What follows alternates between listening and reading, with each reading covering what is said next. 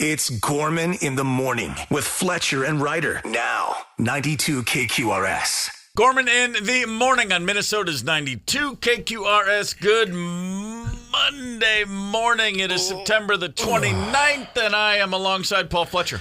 Good Monday, everybody. Ryder? For the leadership to deem those three people worthy is f***ing malpractice. New slogan for this show. Yes, it is. Put it on a State Fair t-shirt. I love that. The world thought this was a good idea. Let's see if we can't prove them right yet again. Woohoo! All right, I'm feeling Minnesota, Paul Fletcher. Let's kick the week off with some astonishing headlines. You know what goes perfect with coffee? Because it's National Coffee Day, by the way. Oh, perfect. boy. Yeah, is this Spirit Airlines will no longer run through MSP, ending services to and from as of December 1st.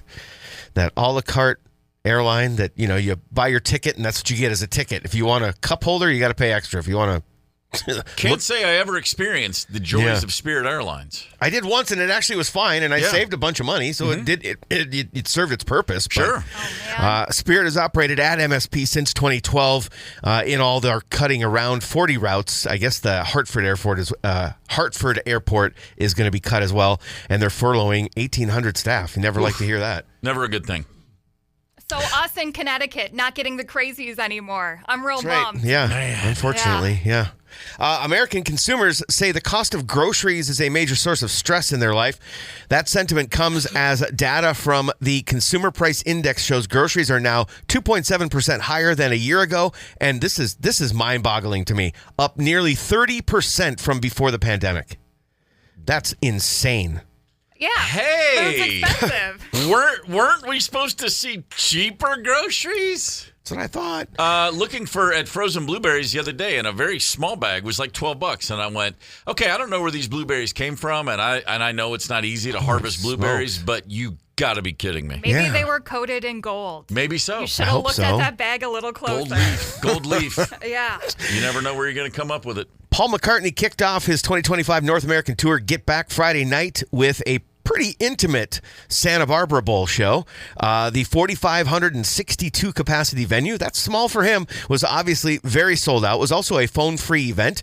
He kicked off the show and tour with help. First time he's done that since 1990. And then how about this? This is like a 4-song eclipse or whatever of what it's like to be Paul McCartney. Yep. You close your show with Get Back, Let It Be, Live and Let Die, and Hey Jude. Yeah, he's written a couple of bangers. Yeah. Holy smokes. That was before the encore. Didn't write help, of course, but hey, you know what? He was in a band with a guy who did. Yeah, absolutely. You still get to claim it.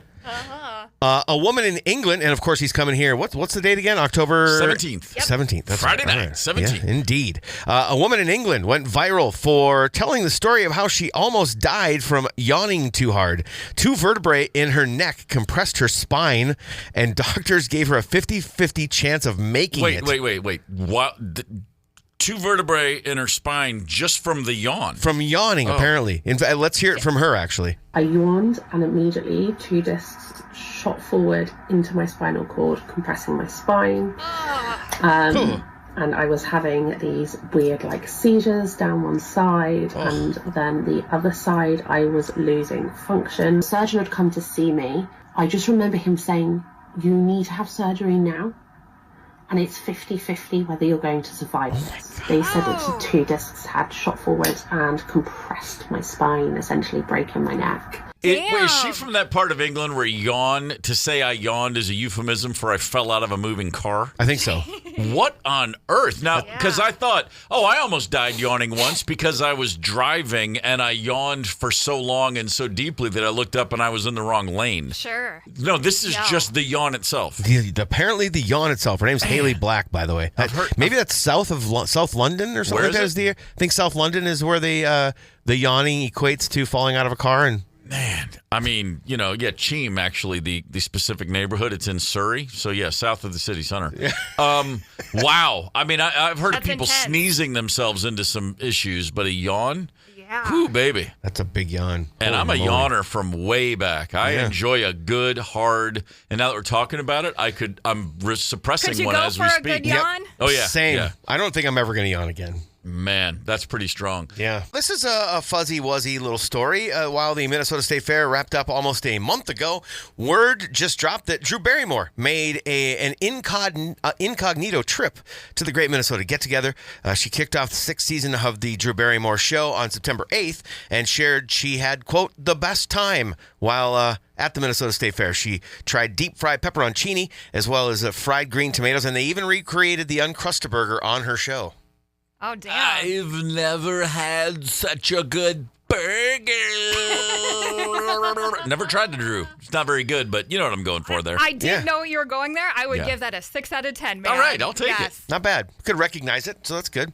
Remember sperm racing? Hell yeah. We talked about this way back in like April, I think it was. Oh, yeah. The guy behind it is just 18 years old, Eric Zhu, and he just secured $10 million in investments for his 9-month-old startup, which is now valued at $75 million. The company hosts competitive events where men's sperm samples race on microscopic tracks while crowds watch enhanced video feeds. Sperm racing was an idea of an 18-year-old dude. Yeah, that checks out. Yeah, something only an 18-year-old dude could think of. Yeah, the first Los Angeles event in April cost $1.5 million to produce and generated $450 million.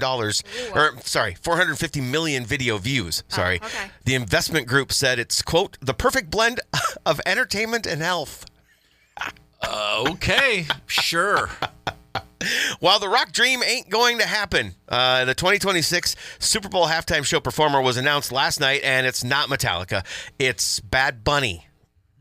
So now I know what I'm not doing during the halftime. Yeah. But really the news was that it allegedly, Taylor Swift turned down the opportunity because she didn't want to do it for free. An unnamed music executive said, quote, she knows the kind of ratings she brings, the global attention she commands. She wasn't about to hand that over for free. And so so they went on to Bad Bunny, I guess. Yeah. Well, there are very few artists who I would say, yeah, you don't need it, but she's one of them, so sure. I thought maybe this would be this. She's rewritten so many rules in the industry, and I thought this was maybe one that she would rewrite. They maybe would hand her some dough because she would be worth it. But you know who else apparently doesn't need it? Bad Bunny. He's everywhere. Billions of streams. Yeah. And I mean, clearly not somebody I have any interest in. I watched him on SNL a couple years ago, and I was like, huh. That's all I could come up with. Yeah. I thought he was funny in Happy Gilmore, he was. too. I was just going to say that. Didn't see it. Yeah. Didn't see it. But to the kids, hey, man, go get it. It's all about you guys. Weekend box office wasn't really much to talk about other than the number one slot. Paul Thomas Anderson's new movie, One Battle After Another, topped the box office. It was kind of a small number, $22.4 million the opening weekend, but I know you saw it. Friday, 6:30 p.m. in IMAX, and had to resist going back over the weekend because I thought, you know what, I'm going to wait till the middle of this week when it's not as crowded. Yeah. Okay. I will see that movie at least one more time in the theater, if not twice. Can I get a quick plot summary on that? No. No? There's Okay. I don't want the less you know about it, the better. Go see it when you have 2.5 hours. Okay. And trust me So when it's I say the 2 hour and 40-minute running time, it flies by. Okay. Yeah. Fletcher, you concur? Yeah. I mean, I thought almost everything about it was perfect. I mean, the story's great. The pacing's great. Cinematography, the way they shot some of the scenes is really, really cool. And, Johnny Greenwood from Radiohead did the score, and the music was really cool, too. As he does most PTA films. He's great at that. And for the record, in case anybody forgot how spectacular Sean Penn is. Oh, my God. Go ahead and just know he's winning the Oscar for Best Supporting Actor. Noted. Can you remind me of a couple of other Paul Thomas Anderson flicks? There Will Be Blood. There Will Be Blood. Okay, for Also sure. Johnny Greenwood. Yes. The Magnolia. Okay, Boogie I Nights. like that one. Ugh. Oh, was it really?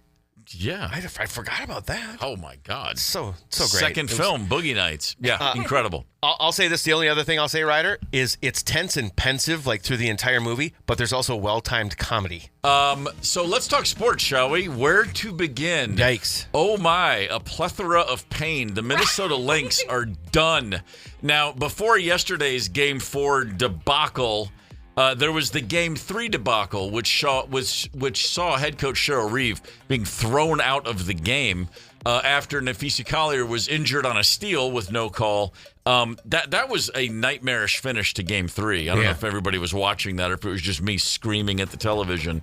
But Collier out with a left ankle injury, gone for Game 4. And what happened yesterday? Well, kind of like Game 2. They came out strong, led through the whole first half, well into the third, and then, oddly enough, in the fourth, fell apart, and Phoenix came back to eliminate the Lynx. Yeah, crazy. After quite a season. A season that just started. This goes back, and I'm never one to be like, the refs, except on the occasions where the refs actually are completely out of joint, which they were at the end of last year's finals. The call that led to the Liberty beating the Lynx is one of the stupidest ticky-tack, worst calls in a pressure situation I've ever seen. And then all through Game 3 on Friday night, I was just astonished at what the refs were allowing the Mercury to get away with. Okay. So there's clearly some issues. Reeve, after the game on Friday night, was just on and on about the malfeasance of the refs in the league. Yeah. And a lot of people, the WNBA has got a ton of new eyeballs on it now. And it's been a storyline throughout the season, which is, we didn't know this game was so physical and so violent. Sure. It is, and it always has been. Right. But now that you've got all these eyeballs, it may be time to adjust and stop letting the women beat the snot out of each other. I think there's sort of a bizarre, you don't want to call it too tight, then we're acting like they're soft and can't take it. No, they're tough. Right. They can take it. Yeah. But basketball is the sport here, not wrestling. So anyway, a rough end to a season. Now, to their credit, the Mercury were injured all year, and for the first time all season, they've been fully healthy as the playoffs started. Yeah. Credit to them. They're a really good team. Yeah. The Minnesota Twins season is done, 70-92. This is the highest payroll in the AL Central, or at least it was when the season started. There was that 13-game winning streak in May. By the way, this team has been under 500 since June 20th. Oh, really? Yeah, it's been that long. Wow, yeah, that's kind of rough.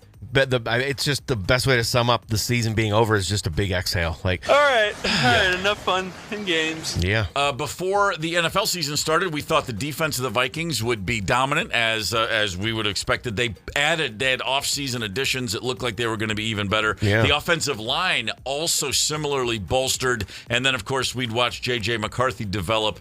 So here's what's happened so far. The offensive line is terrible and now more beat up than ever. J.J. McCarthy has been benched with a high ankle sprain. And the defense, well, they got lit up by Aaron Rodgers yesterday. So it's kind of felt like old times. Yeah, it's basically it's rinse and repeat in purple and gold, pretty much. Pretty brutal. Aaron Rodgers is 18-12-1 now against the Minnesota Vikings all time. That's fun. That one tie, of course, came in 2018 at Lambeau Field. Daniel Carlson, remember that name for the Vikings? Yeah, kicker. Missed a field goal in regulation, missed one in overtime, and then missed another one in overtime the last time the Vikings and Packers had a tie. And speaking of the Packers and a tie, at least we got that last night. As the Green Bay Packers, well played. You make Jerry Jones look like he actually knows what he's doing. That was a bizarre game last night on Sunday Night Football. Yeah. If you're looking for a winner this time of year, you got two. The Loons got a draw on the road. A couple things about the season. They're unbeaten on the road in the last 9 games. They've not lost back-to-back league games all season. They will finish no worse than third in the West, maybe second, maybe first. Their final 2 games against the 2 worst teams in the league. The Gophers had a big win over Rutgers on Saturday. Note to self, don't go to the CVS on Washington Street at 3 o'clock when there's an 11 a.m. kickoff. Painful lesson I learned because I got nowhere near that CVS. Hey, yikes. Delano. Good morning, Delano. Delano, yeah. Glad to have you with us. It's a Monday morning, which means it's time for a Monday morning mixtape. Let's do it. What are we doing today? We're doing great songs by supergroups. How do we define supergroups? Bands made up of dudes from other bands. Pretty much. Who were successful. Yes. Like, I've seen some people list Led Zeppelin as a supergroup. No, that's not working. No, you had one guy that was already successful and 3 unknowns, and yes, exactly. You had to be notable before you formed this group. You put guys into a band, they're all notable. Yeah, songs by a supergroup. 651-989-ROCK. Gorman in the morning. Coming right back. 92 KQRS. Streaming from 92KQRS.com. Gorman in the morning is back. 92 KQRS. Gorman in the morning, Minnesota's 92 KQRS. It's time to put together a Monday morning mixtape. Yeah, buddy, let's do it. Songs by supergroups. Supergroups, we are going to define them as a band who at least most of the members are already known and have already achieved success. We don't have to go 100% across the board. Yeah, that's fair. But I think the majority of the band has to be somebody with some success in the past. 651-989-ROCK. First song that comes to mind for a supergroup. Paul Fletcher, what's on the text line? We've got Tubby jumped in with, he's coming out strong, as he often does. Last Night and Handle with Care from the Traveling Wilburys. Oh, sure. Yep. But, okay, think about this for a minute. You got Bob Dylan and a Beatle. Yeah. Just start there.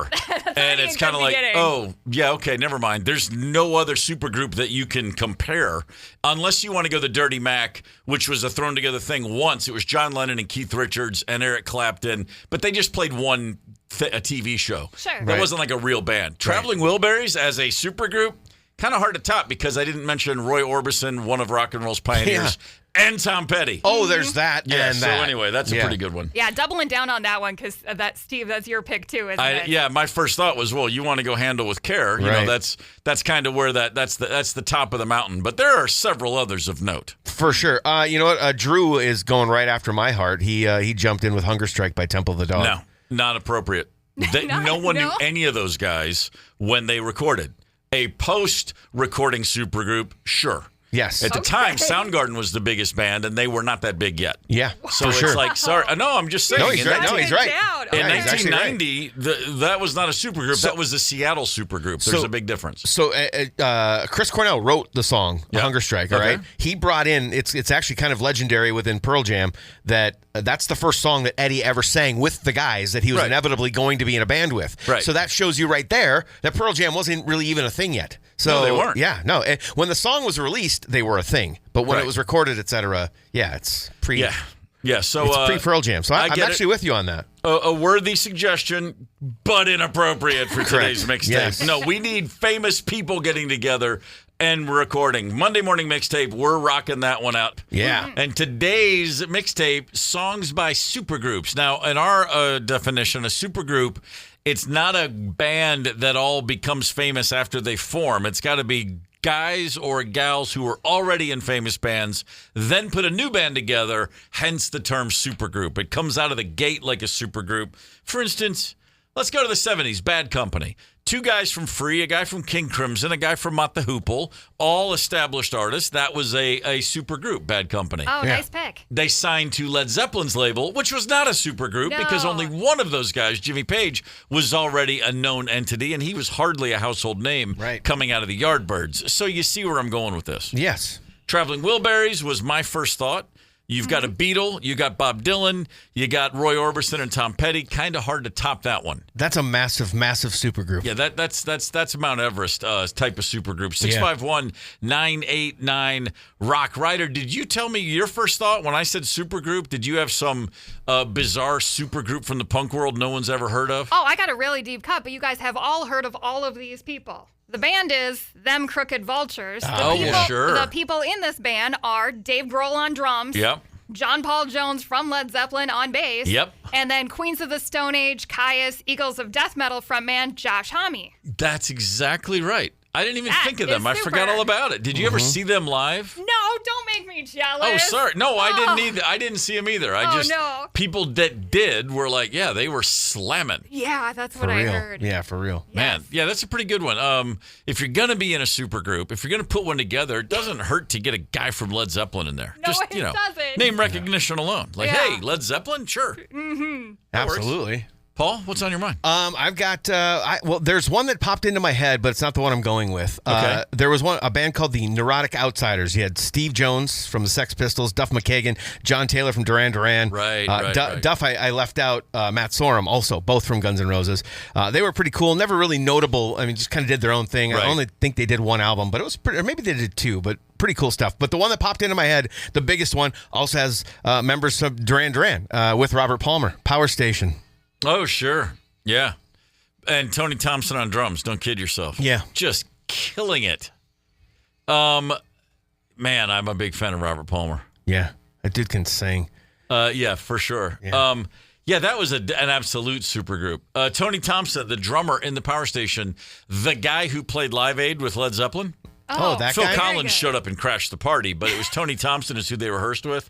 And Tony Thompson's the guy that after Live Aid, the 3 surviving members of Led Zeppelin said, well, maybe we should just get in a room and knock it around and see what happens. And they did. They had one final Led Zeppelin jam thinking maybe we rekindle this, and it was with Tony Thompson on the drum kit, which tells you all you need to know about Tony Thompson's greatness. Yeah, 100%. Absolute badass. 651-989-ROCK. Who's your, or I should say, what is your supergroup song? We're loading up a Monday morning mixtape. Real simple. Songs by supergroups. And by supergroup, you got to be a band full of at least the majority of whose members are already famous when the band comes together. Right. Yeah, I'd say 2 to 3. Yeah. Yeah, exactly. I'm assuming somebody threw out along the way Blind Faith. It's going back a ways, right? Yes. That's late 60s, but... We've got a couple of those, Okay, yes. okay, because you got Steve Winwood, Eric Clapton, and Ginger Baker in the same group. This is after Cream, so Ginger Baker... was famous. Eric Clapton had previously been famous even before Cream, and then Steve Winwood being Steve Winwood. Rick Gretsch, okay, whatever, who cares? But 3 out of 4 ain't bad at all. No, the 2 most common that we haven't gotten to yet have been lots of suggestions for the Firm. Pat and Darren. The Firm, yeah. Paul Rogers, Jimmy Page, the bald guy who was in AC/DC, the drummer. Guy. What's his name? I don't know, but I like Chris the bald Slade. guy. Chris Slade, yeah. By the way, Chris Slade. I know him. He's a great guy, and I called him the bald guy. Sorry, Chris. The Pat suggested Radioactive. Darren said All the King's Horses from the Firm. But also, probably the most common answer given, citing all kinds of different songs, is Damn Yankees. Damn Yankees! Wow. When's the last time you thought about them? It's been a hot minute. I can tell you that. That's Tommy Shaw from Styx. The Nuge. But then who else is it? Oh, the guy from Night Ranger. Oh, wow, what a Jack lineup! Blades? Yeah, Jack Blades. And then the drummer was Michael Corleone. No, Michael Cartellone, but it's close. We just call him Corleone. That's kind of cool still, Wow, that's right. They had some hit. They were around for more than just like a weekend, Damn Yankees. They had a couple of records that people really liked. Serpico's listening, and he wants to make sure that we know because he's texted us 3 times now. Sammy Hagar, Chad Smith, Joe Satriani, Michael Anthony, Chickenfoot. Oh, sure. Okay. Yeah. It's wild to think of Joe Satriani operating within the confines of a group, because he's just let it fly on his own for so long. There was a little group called the Tom Tom Club. You could have said they're a super group. It was a husband and wife duo of Chris France and Tina Weymouth. Not really a super group. It was there as a side project, if you will, because of course they first found fame and fortune and glory in the Talking Heads. Ryder? I saw some people prematurely trying to add Howl Owl Howl, which is Steve's band with Darius Rucker and Mike Mills of REM, to their list, but that song's not out yet. You got to hold your horses on that one. That's right. I did. I saw a bunch too, and you notice I ignored them. What? Because I'm sticking to the rules. Okay. That's right. But I mean, song's not out yet. In fairness, that's the group that inspired this topic. Let's Very just true. Be real, yeah. Very true. Supergroup to be. Oh, yeah. It is fun to say. Dude, see? Rolling Stone called you a supergroup, and they know a thing or two about music, so I'm going with it. Yeah. I will say this. I mean, I'm not surprised that the announcement of the band got a lot of attention, being who my bandmates are, but it's not every day you're in People magazine. I was like, good God, Darius. Nice Very reach. trendy. That's pretty awesome. Yes. Yeah, wow. Mac D says Highwayman. Highwaymen. He didn't list a song, but he listed the group. Yeah. Johnny Cash, Waylon Jennings, Willie Nelson, Chris Christopherson. Come on. Mm-hmm. You want an obscure one? Yeah. How about the Buzzin' Cousins? They did one song. The Buzzin' Cousins? Who's the Buzzin' Cousins? John Mellencamp. Oh. Dwight Yoakam. Oh. And John Prine. What? Okay. They did Sweet Suzanne for the 1992 film Falling from Grace. Oh, strong, man. Anything you add Prine, that's just like it's like an extra spoonful of sugar, man. Come on. Scott Weiland?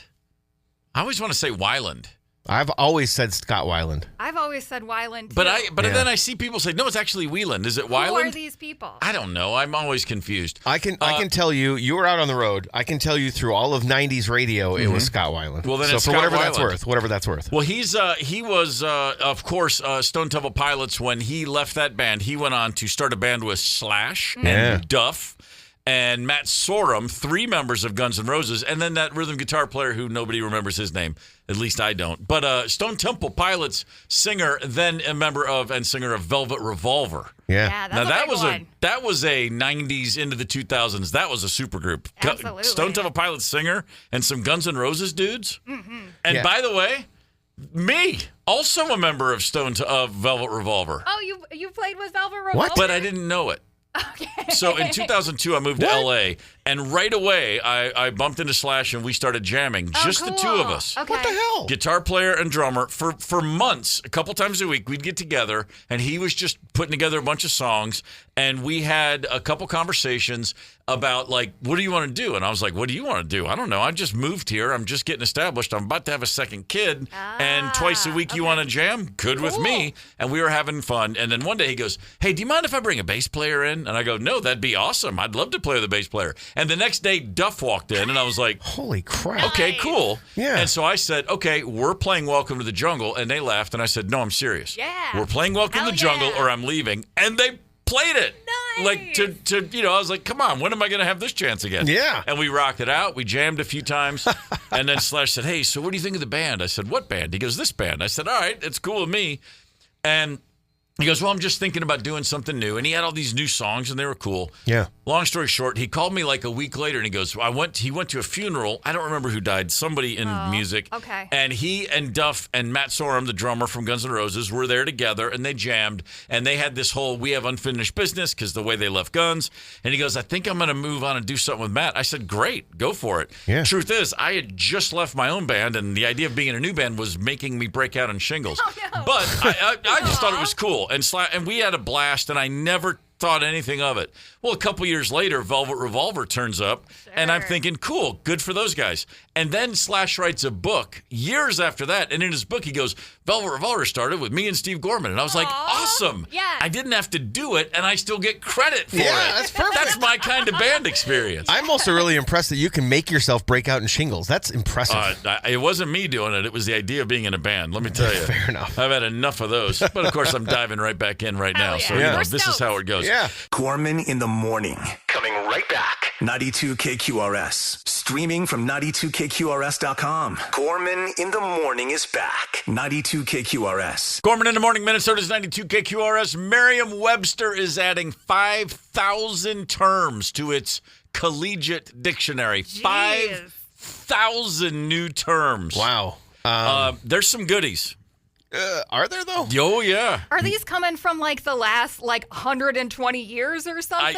You know what? I'm just happy to see them finally get the nod for, hey, you know what? You've been around long enough. We're going to make you a real word. Merriam-Webster sounds like a first and a last name of a lady who's rolling in her grave over some of these words that are going into her freaking dictionary. Could very well be the case. I'm happy to see farm to table finally entered into a dictionary. Sure. Farm to table. Involving or advocating the direct sale and distribution of food from its point of origin to customers. Okay. And it's fine if you use farm to table for that specific purpose. Okay. It drives me crazy when people use it for other things. Like what? Well, like there's band. We're a farm to table band. Yeah, We're a farm to table theater group. Yeah. We're a farm to table graffiti collective. Oh, shut up. What is the danger I haven't come across this. in farm to table just continuing to be a slang phrase? What's the danger in that? I'm wondering. I don't know. I guess there has to be. Here's how you know that the future's gone and left to the robots and the computers. I would be willing to bet Merriam-Webster has got a deal with all of the smartphones on the world, and because we all know we're being recorded and listened to at all times. And apparently farm to table had 1 billion uses last year, so that makes it official. I bet there's a number. They somehow know. Okay, it's There's been a said threshold. enough. Yeah. How about this? This is now in the dictionary. Dad bod. Okay. Yeah, A you're right. physique regarded as typical of the average father, especially one that is slightly overweight, and not extremely muscular. Slightly overweight and not extremely muscular. So Joe Mauer does not have a dad bod? No. You would think he did. No, not at all. No, he does No? not. I can attest, he does not. I have a dad bod. I have puny arms. My biceps are described as cute more than anything, and then I have a belly to go with my non-muscles. So I'm a dad bod. Okay. Mm-hmm. Do you feel like that should be in the dictionary? No, I feel like it's probably the beginning of the end. That's the beginning of the end? Yeah, I mean, dad bod, really? That's the dumbest thing in the world. Tom R. Texted in. I'm not exactly sure what he means by this, but he says farm to bong? Question mark. Okay, Oh, I know farm what to the bong. do means. Yes, he means from the farm, and like the weed is coming right from the farm and going straight into your bong. No contamination, no processing. You don't know what he means, Wow. He could also be referencing all of these words that we're putting into the dictionary, too. Oh, some grumpy old men this morning. Wow. Jeez, No, dude. I like Ryder's excitement over farm to bong. Yes. That's pretty good. All right, here's one. Trademark that sucker if Tom hasn't already. Here's one more for you. The definition is an extremely aggressive or energetic style or manner that someone temporarily adopts to overpower an opponent in a fight or competition. And the word, now in the dictionary, beast mode. Yes, Marshawn Lynch. Yeah, Marshawn Lynch making an appearance. Or as my brother Doug uses it in just about every conversation I have with him, at no point is there nothing that he cannot describe as beast mode. But as he is a 50 years this month resident of the state of Kentucky, Okay. it sounds like this. Oh, man, I tell you what, man, he went flat out beast mode on you, brother. Nice. So going flat out beast mode. Flat out beast mode is a Doug Gorman beast mode for everybody else. Okay. I was sure this one was going to be fueled entirely by Skittles. Oh, Like running on beast mode. that's it. All That's Skittles. fair. Yeah, who can't get behind Marshawn? I'm on to this one. I'm in with this one. A woman in England yawned so ferociously that she cracked 2 vertebrae. Oh. Had to have surgery. The doctor said she had a 50-50 shot of not surviving the corrective brutal. procedure. That is one hellacious yawn, ladies and gentlemen. Crazy injuries, silliest injuries ever, 651-989-ROCK. Oh, my, have we been hurting ourselves. Yeah, I feel bad for Jenny in Monticello. She was at Aldi, slipped on a grape, did the splits, and ended up tearing her hammy and hurting the other hamstring as well. Oh. Both hammies went. Oh, no. One. Oh, jeez. Oh, jeez. That was actually Jenny at Aldi right there. One grape. That's all it took. Grape. Man, you think they're bad for dogs. Wait till Jenny gets a hold of one. 651-989-ROCK. No shortage of bizarre injuries, Paul Fletcher. Doug texted in, said fractured a rib sneezing. Okay, I've heard of that before. I've heard about the sneezing injuries before, yes. Yeah. A couple of major league players have done that. Like there's a famous, I mean, it'll hit the thing like someone's out. Oh, I hurt myself sneezing. I've definitely read about that before. Major League Baseball players Yes. have hurt themselves sneezing. Yes. I mean, they are the least athletic of all the athletes, but come on. Sure. And actually, I just noticed it. Sandy sent in the same thing. I threw my back out sneezing. Walked like a crab for 2 weeks. That's crazy. Let's see. Sammy Sosa suffered an oblique strain and also a back ligament sprain from sneezing fits. What the hell? Yeah. Oh, yeah.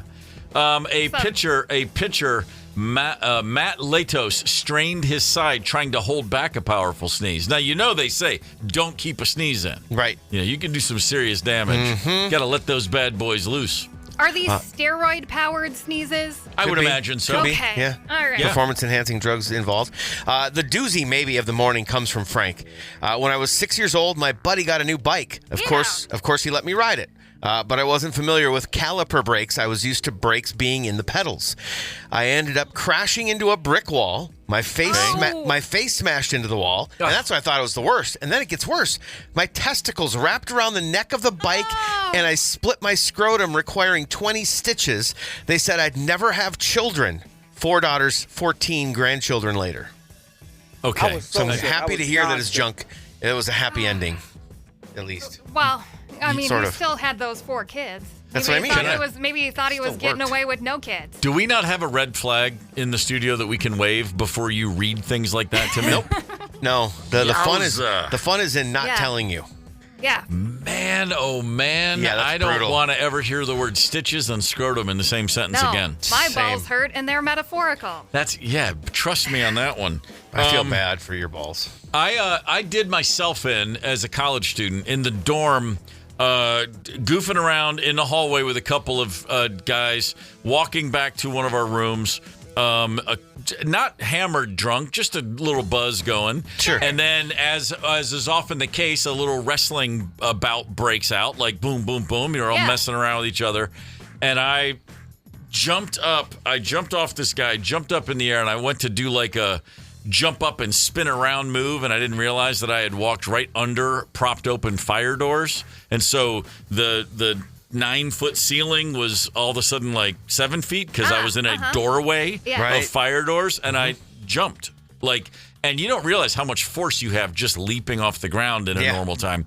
And I just went straight up into the door, into the thing, knocked myself out, completely cold. I landed on the floor and was only unconscious for a couple of seconds. Only. Maybe 5. Only, yeah. And then when I came to, and I do remember the first thing I heard was, "Oh my God, look at all the blood," but there was none. My friend was just messing with me. Oh, that's fantastic. And I looked up and I was like, it was truly like when you throw on one of those fluorescent bulb lights and it goes, That was and then you? finally, that was me. And I came to and he was like, "Dude, are you all right?" And I was like, "Yeah, I'm fine. I'm okay." And I got up and I went back to my room, and then I was really out of it. And then one of the guys on staff came down. He goes, "Just don't go to sleep for 6 hours." And I was like, he's like, "You probably have a concussion." And this was the 80s. And so the response was, "Okay, well, I'll just drink a Coke and stay awake for a while." Right. And I did. Never went to a doctor, never had it checked. And I was a little weird for a few days. A few days? Yeah, I would think. Felt a little off. Okay. Yeah. Maybe. That's a real friend, though, when he says, "Man, look at all the blood." First That's a thing. real friend. That's a real friend. Crazy injuries, bizarre things. Fletcher, you got to have one. I do have one. A previous radio station I worked at, we had really heavy doors. Okay. So you had to brace and try to make an effort to. Got it. I had the incredible timing of going to pull that door open while somebody pushed it at the same time. Oh, sure. Oh. And it wrenched my neck. I'm honestly, I'm not talking like a little bit of a crick in the neck. I'm talking like for a solid week I couldn't turn my head. Oh, gosh. And it's the only thing that happened. So that had to be how it happened. Yeah, I it was waiting insane. for you to break your nose. Yeah, Oh, really? God, Yeah, that's no. what I thought it was going to be. Oh no, I'm lucky. Knock on wood, I've never broken anything. Ryder, anything? You're pretty light on your feet. You got good balance. No, I'm super klutzy. But Yeah, I know. I just wanted to hear you say it. The dumb way that I hurt myself was I'm really, since Mr. Ryder bought them for me, I'm really strict about using my earplugs when I go to concerts. Right. But a little bit of gross story. I might have had too much earwax in my ears, and it got impacted. And it was it was like 2.5 weeks that I couldn't hear out of one ear. It was all muffled, and you hear it like when you take a shower, it's pounding on your skull. Yeah, it sounds everything like echoes. An earthquake. I finally threatened to. This was the boss before the one we have right now. Threatened to quit the job if they weren't going to let me go to urgent care and get my ears blown out. It is fantastic to have your ears cleaned. Highly recommend. Yeah. Wait, you can get that done? I really need that done because I bought the stuff you dip in there and it doesn't do anything. No, it doesn't do crap. How do they clear your ears out at the urgent care? They have like some kind. It's just water, but they have some kind of special tool, and like the nurses really know their game. Yeah. Oh, I'm so relieved to hear that. I do have a method. I need that. I do have a method I can tell you that you can try at home before that if you want, but I'll tell you after that. No, later. just go get it done by a pro. Yeah, Or I don't trust myself with my own ears. Fair enough. 651-989-ROCK. Give me another text. Danny, stupid injury. I stood up fast underneath a shelf that was braced to the rafters. Oh. Dropped to my knees. I could not see for almost a week. Oh, man. Yeah. That's a rough one. All right, one more. I got one more here. When I don't have a name for this one. When I was probably 6 or 7, my brother's friends and him were throwing bricks at the streetlight trying to break it. That's what boys do. Yeah. I went out there to get them, tell them to come home, and one hit me right in the head, made it to the yard before I saw blood coming across my face. A brick? Apparently. A brick hit That's Danny what he in says. the head? That wasn't Danny. That's pretty good. No, Danny was the shelf guy. This one we didn't have a name for, and so we maybe can call BS on it. I don't know. Man, no. That's pretty solid. A brick to the head. If you have a story where at any point you go, and then that brick hit me in the head, that's a good story. Yeah, for sure. You win. Gorman in the morning. Coming right back. 92KQRS. Streaming from 92KQRS.com. Gorman in the Morning is back. 92KQRS. All right, here is your last word for the day. A quick shout out to 12 years ago today. Okay. When we all, at least those of us who cared, watched the finale of Breaking Bad. Oh, yeah. 12 years ago.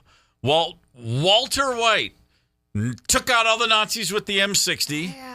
Took care of what's her name with the ricin, and then made sure Jesse got out, and then we all rocked out to Badfinger's Baby Blue as he laid down and died in the meth lab. Yes. Man, I was at a hotel, night off, Austin, Texas, on tour. Yeah. 3 of us watching all day long. Oh my god! Oh my god! Oh my god! Yeah. What an incredible run that show had. Yeah, it was. It's hard. I can't believe it's that long ago. 12 years? 12 years. Oh, Yeah, that's nuts. I missed a lot of great shows in real time. At least got like The Sopranos. I remember I got in like 3 episodes in. I was like, okay, I'll start watching. Then I had to go back and The Wire. I missed it for years. I saw the pilot for Breaking Bad when it aired. So that was the one time one of those shows I was like on it from day one. Nice. Good work. I was like, holy crap. Yes. This guy's in the middle of the road and he's not wearing pants and he thinks the cops are coming for him. And all those years later, man. Bonkers. What No a other way to ride. word it, that episode. Bonkers. What an incredible show. Yeah, it was. And then, of course, the Badfinger, right? Chef's kiss to wrap it up with Baby Blue. Gorman in the Morning is also Gorman on the go. Get the 92KQRS app and stream live or catch the Gorman in the Morning podcast anytime. 92KQRS.